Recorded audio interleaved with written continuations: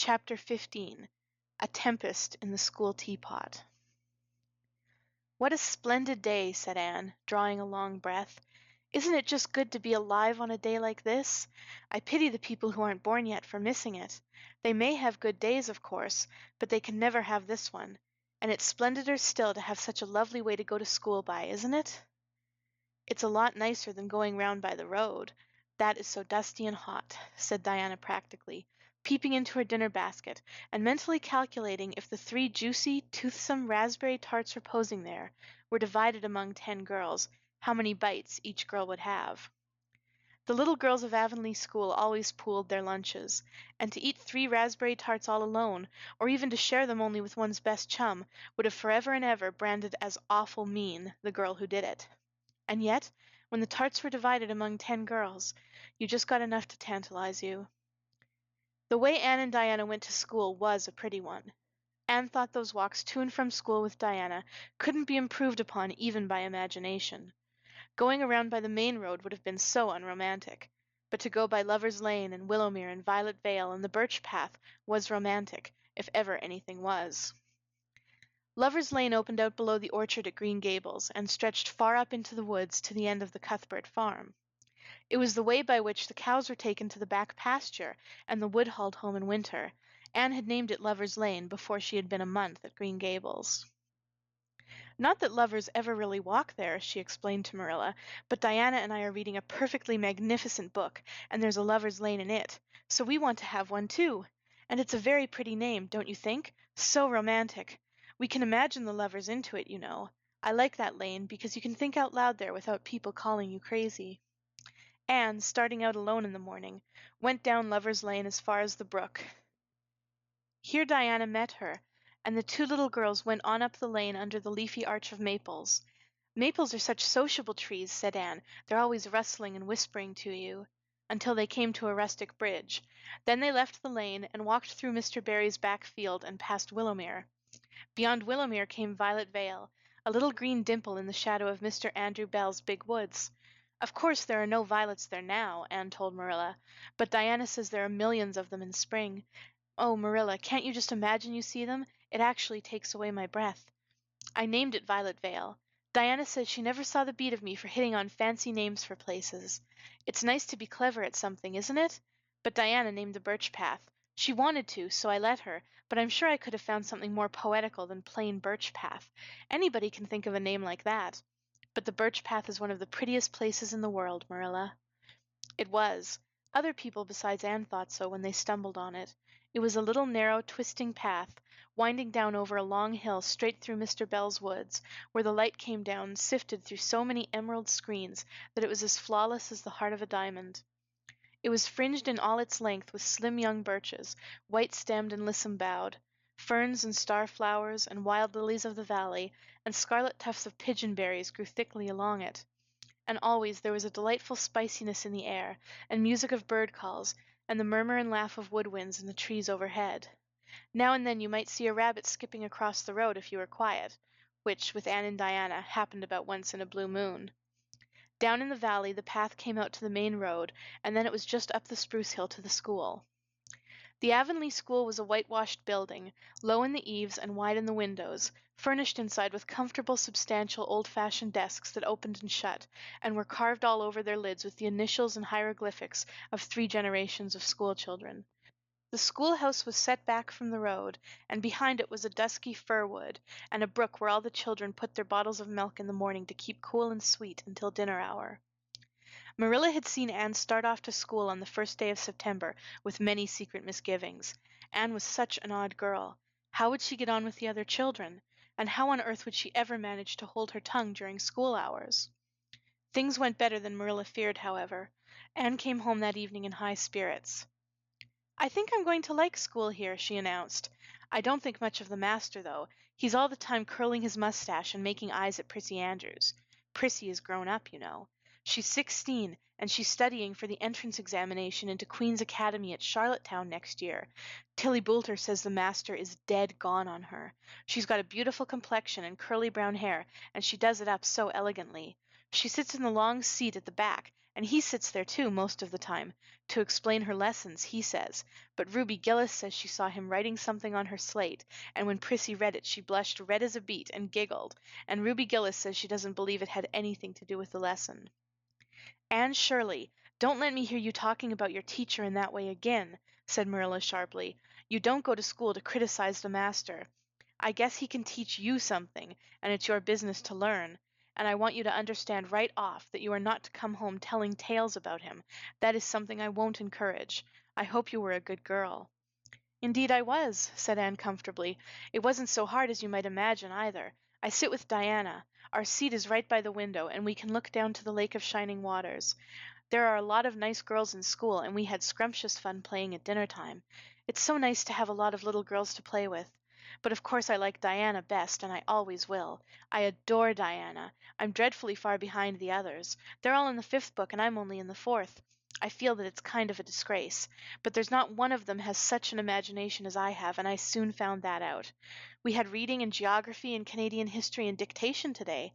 Mr. Phillips said my spelling was disgraceful, and he held up my slate so that everybody could see it all marked over. I felt so mortified, Marilla. He might have been politer to a stranger, I think. Ruby Gillis gave me an apple, and Sophia Sloane sent me a lovely pink card with "May I see you home" on it. I'm going to give it back to her tomorrow. And Tilly Boulter let me wear her bead ring all the afternoon.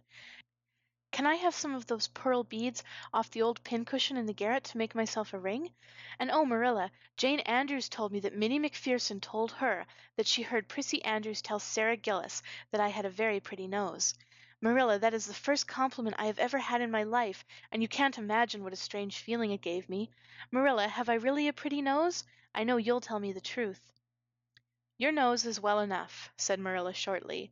Secretly she thought Anne's nose was a remarkably pretty one, but she had no intention of telling her so. That was 3 weeks ago, and all had gone smoothly so far. And now, this crisp September morning, Anne and Diana were tripping blithely down the birch path, two of the happiest little girls in Avonlea. I guess Gilbert Blythe will be in school today, said Diana. He's been visiting his cousins over in New Brunswick all summer, and he only came home Saturday night. He's awfully handsome, Anne, and he teases the girls something terrible. He just torments our lives out. Diana's voice indicated that she rather liked having her life tormented out than not. Gilbert Blythe? Said Anne. Isn't his name that's written up on the porch wall with Julia Bell's and a big "Take Notice" over them? Yes, said Diana, tossing her head, but I'm sure he doesn't like Julia Bell so very much. I've heard him say he studied the multiplication table by her freckles. Oh, don't speak about freckles to me, implored Anne. It isn't delicate when I've got so many. But I do think that writing "take notices" up on the wall about the boys and girls is the silliest ever. I should just like to see anybody dare to write my name up with a boy's.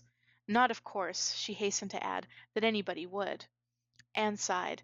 She didn't want her name written up, but it was a little humiliating to know that there was no danger of it. Nonsense, said Diana, whose black eyes and glossy tresses had played such havoc with the hearts of Avonlea schoolboys that her name figured on the porch walls in half a dozen take notices. It's only meant as a joke. And don't you be too sure your name won't ever be written up. Charlie Sloane is dead gone on you. He told his mother, mind you, that you were the smartest girl in school. That's better than being good looking. No, it isn't, said Anne, feminine to the core. I'd rather be pretty than clever. And I hate Charlie Sloane. I can't bear a boy with goggle eyes. If anyone wrote my name up with his, I'd never get over it, Diana Barry. But it is nice to keep head of your class. You'll have Gilbert in your class after this, said Diana, and he's used to being head of his class, I can tell you. He's only in the 4th book, although he's nearly 14. 4 years ago his father was sick, and he had to go out to Alberta for his health, and Gilbert went with him. They were there 3 years, and Gil didn't go to school hardly any until they came back. You won't find it so easy to keep head after this, Anne. I'm glad, said Anne quickly. I couldn't really feel proud of keeping head of little boys and girls of just 9 or 10. I got up yesterday spelling ebullition. Josie Pye was head, and mind you, she peeped in her book. Mr. Phillips didn't see her. He was looking at Prissy Andrews, but I did. I just swept her a look of freezing scorn, and she got as red as a beet and spelled it wrong after all. Those Pye girls are cheats all round, said Diana indignantly, as they climbed the fence of the main road. Gertie Pye actually went and put her milk bottle in my place in the brook yesterday. Did you ever? I don't speak to her now. When Mr. Phillips was in the back of the room hearing Prissy Andrews's Latin, Diana whispered to Anne, "That's Gilbert Blythe sitting right across the aisle from you, Anne. Just look at him and see if you don't think he's handsome." Anne looked accordingly. She had a good chance to do so, for the said Gilbert Blythe was absorbed in stealthily pinning the long yellow braid of Ruby Gillis, who sat in front of him, to the back of her seat. He was a tall boy, with curly brown hair, roguish hazel eyes, and a mouth twisted into a teasing smile. Presently Ruby Gillis started up to take a sum to the master. She fell back into her seat with a little shriek, believing that her hair was pulled out by the roots. Everybody looked at her, and Mr. Phillips glared so sternly that Ruby began to cry. Gilbert had whisked the pin out of sight, and was studying his history with the soberest face in the world, but when the commotion subsided, he looked at Anne and winked with inexpressible drollery. "I think your Gilbert Blythe is handsome," confided Anne to Diana, "but I think he's very bold. It isn't good manners to wink at a strange girl." But it was not until the afternoon that things really began to happen. Mr. Phillips was back in the corner explaining a problem in algebra to Prissy Andrews, and the rest of the scholars were doing pretty much as they pleased, eating green apples, whispering, drawing pictures on their slates, and driving crickets harnessed to strings up and down the aisle. Gilbert Blythe was trying to make Anne Shirley look at him and failing utterly, because Anne was at that moment totally oblivious not only to the very existence of Gilbert Blythe, but of every other scholar in Avonlea School itself. With her chin propped on her hands, and her eyes fixed on the blue glimpse of the lake of shining waters that the west window afforded, she was far away in a gorgeous dreamland, hearing and seeing nothing save her own wonderful visions. Gilbert Blythe wasn't used to putting himself out to make a girl look at him and meeting with failure. She should look at him, that red-haired Shirley girl, with the little pointed chin and the big eyes that weren't like the eyes of any other girl in Avonlea School. Gilbert reached across the aisle, picked up the end of Anne's long red braid, held it out at arm's length, and said in a piercing whisper, "Carrots! Carrots!" Then Anne looked at him with a vengeance. She did more than look. She sprang to her feet, her bright fancies fallen into cureless ruin. She flashed one indignant glance at Gilbert from eyes whose angry sparkle was swiftly quenched in equally angry tears. "You mean, hateful boy!" she exclaimed passionately. "How dare you?" And then, thwack! Anne had brought her slate down on Gilbert's head and cracked it. Slate, not head, clear across. Avonlea School always enjoyed a scene. This was an especially enjoyable one. Everybody said, "Oh," in horrified delight. Diana gasped. Ruby Gillis, who was inclined to be hysterical, began to cry. Tommy Sloane let his team of crickets escape him altogether, while he stared open-mouthed at the tableau. Mr. Phillips stalked down the aisle and laid his hand heavily on Anne's shoulder. "Anne Shirley, what does this mean?" he said angrily. Anne returned no answer. It was asking too much of flesh and blood to expect her to tell before the whole school that she had been called carrots. Gilbert it was who spoke up stoutly. "It was my fault, Mr. Phillips. I teased her." Mr. Phillips paid no heed to Gilbert. "I am sorry to see a pupil of mine displaying such a temper and such a vindictive spirit," he said in a solemn tone, as if the mere fact of being a pupil of his ought to root out all evil passions from the hearts of small, imperfect mortals. "Anne, go and stand on the platform in front of the blackboard for the rest of the afternoon." Anne would have infinitely preferred a whipping to this punishment, under which her sensitive spirit quivered as from a whiplash. With a white, set face she obeyed. Mr. Phillips took a chalk crayon and wrote on the blackboard above her head, "Anne Shirley has a very bad temper. Anne Shirley must learn to control her temper," and then read it aloud, so that even the primer class, who couldn't read writing, should understand it. Anne stood there the rest of the afternoon with that legend above her. She did not cry or hang her head. Anger was still too hot in her heart for that, and it sustained her amid all her agony of humiliation. With resentful eyes and passion-red cheeks, she confronted alike Diana's sympathetic gaze and Charlie Sloane's indignant nods and Josie Pye's malicious smiles. As for Gilbert Blythe, she would not even look at him. She would never look at him again. She would never speak to him. When school was dismissed, Anne marched out with her red head held high. Gilbert Blythe tried to intercept her at the porch door. "I'm awfully sorry I made fun of your hair, Anne," he whispered contritely. "Honest I am. Don't be mad for keeps now." Anne swept by disdainfully, without look or sign of hearing. "Oh, how could you, Anne?" breathed Diana as they went down the road half reproachfully, half admiringly. Diana felt that she could never have resisted Gilbert's plea. "I shall never forgive Gilbert Blythe," said Anne firmly. "And Mr. Phillips spelled my name without an E, too. The iron has entered into my soul, Diana." Diana hadn't the least idea what Anne meant, but she understood it was something terrible. "You mustn't mind Gilbert making fun of your hair," she said soothingly. "Why, he makes fun of all the girls. He laughs at mine because it's so black. He's called me a crow a dozen times, and I never heard him apologize for anything before either." "There's a great deal of difference between being called a crow and being called carrots," said Anne with dignity. "Gilbert Blythe has hurt my feelings excruciatingly, Diana."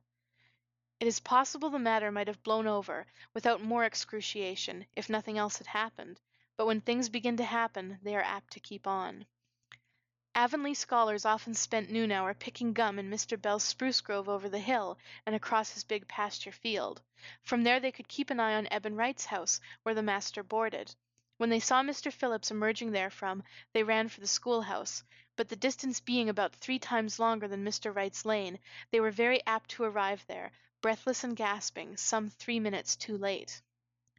On the following day Mr. Phillips was seized with one of his spasmodic fits of reform, and announced before going home to dinner that he should expect to find all the scholars in their seats when he returned.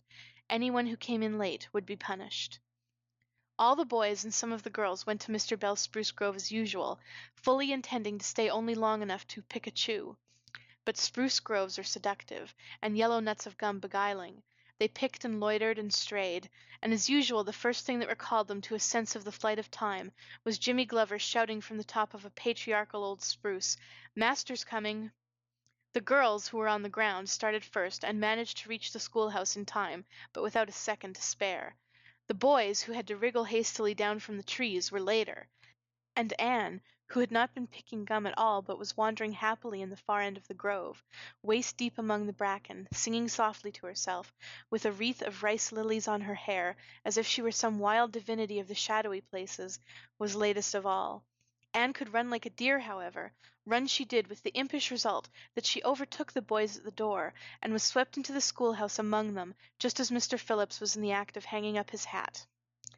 Mr. Phillips's brief reforming energy was over. He didn't want the bother of punishing a dozen pupils, but it was necessary to do something to save his word, so he looked about for a scapegoat and found it in Anne, who had dropped into her seat gasping for breath, with a forgotten lily wreath hanging askew over one ear and giving her a particularly rakish and dishevelled appearance. "Anne Shirley, since you seem to be so fond of the boys' company, we shall indulge your taste for it this afternoon," he said sarcastically. "Take those flowers out of your hair and sit with Gilbert Blythe." The other boys snickered. Diana, turning pale with pity, plucked the wreath from Anne's hair and squeezed her hand. Anne stared at the master as if turned to stone. "Did you hear what I said, Anne?" queried Mr. Phillips sternly. "Yes, sir," said Anne slowly, "but I didn't suppose you really meant it." "I assure you I did." Still with the sarcastic inflection which all the children, and Anne especially, hated, it flicked on the raw. "Obey me at once." For a moment Anne looked as if she meant to disobey. Then, realizing that there was no help for it, she rose haughtily, stepped across the aisle, sat down beside Gilbert Blythe, and buried her face in her arms on the desk. Ruby Gillis, who got a glimpse of it as it went down, told the others going home from school that she'd actually never seen anything like it.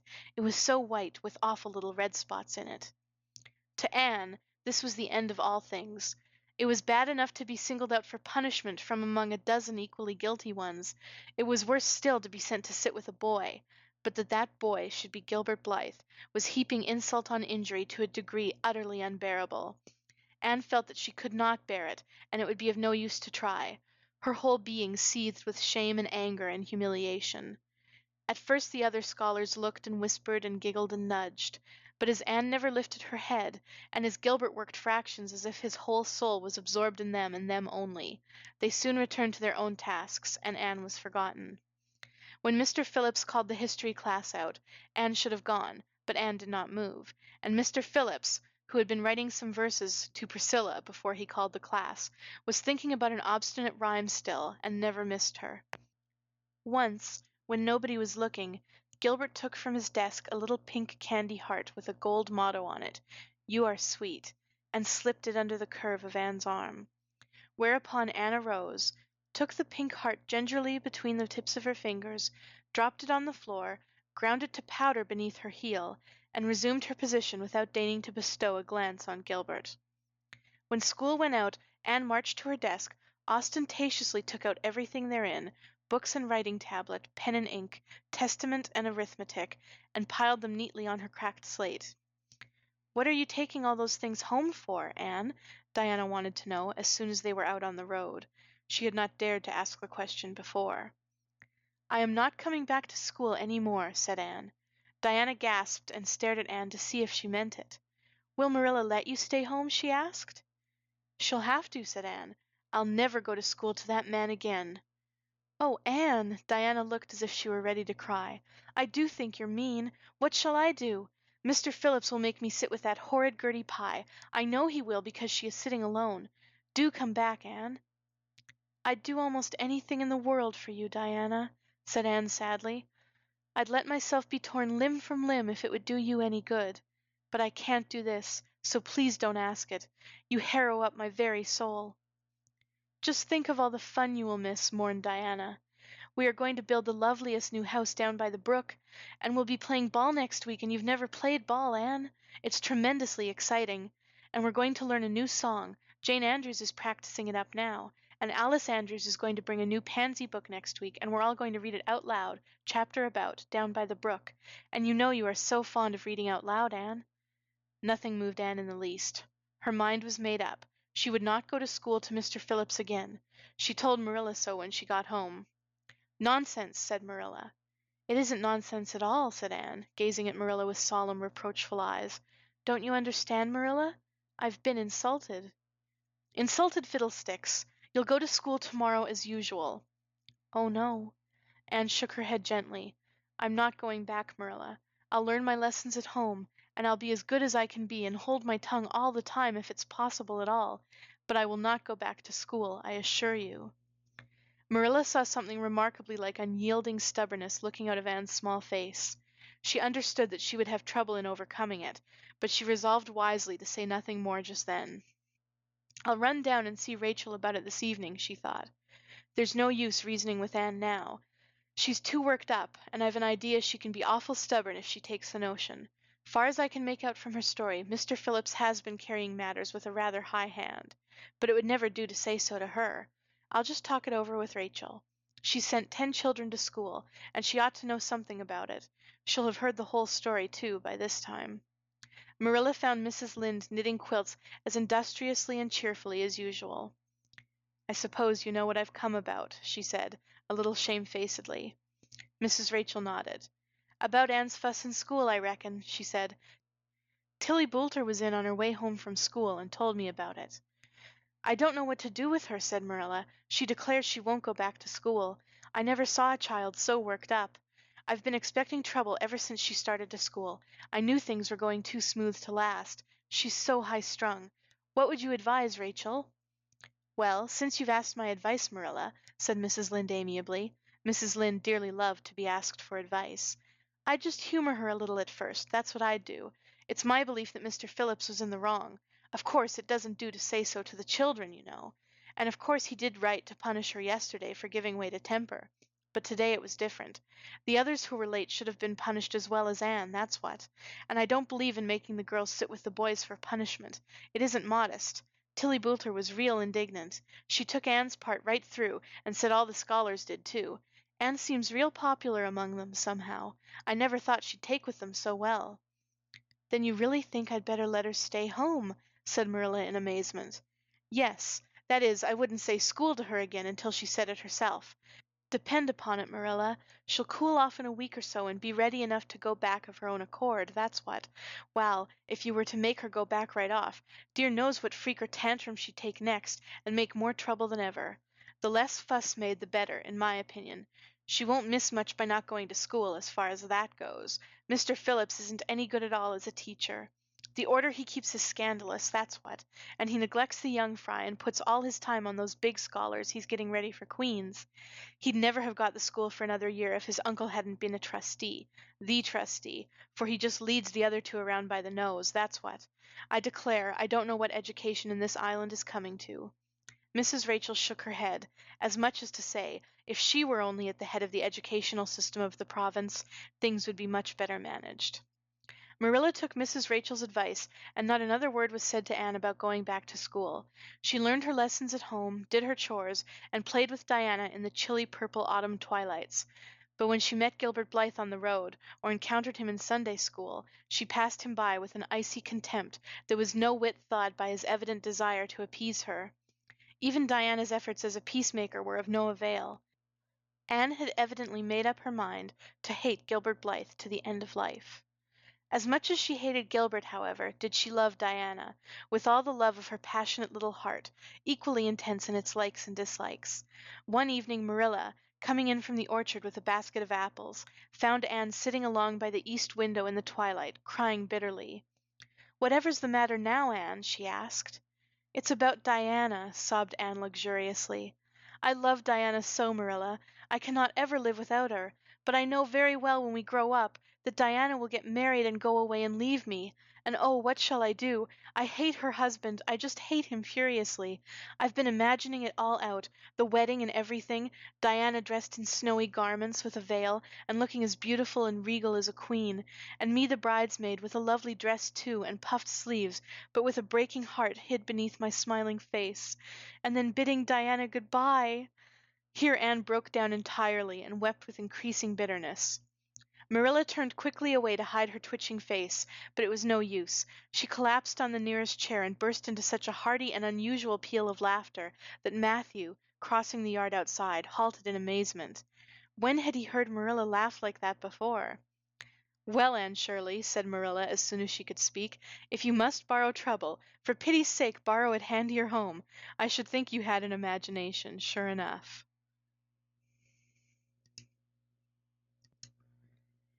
End of chapter 15. A Tempest in the School Teapot. Recorded by Randy Warwick.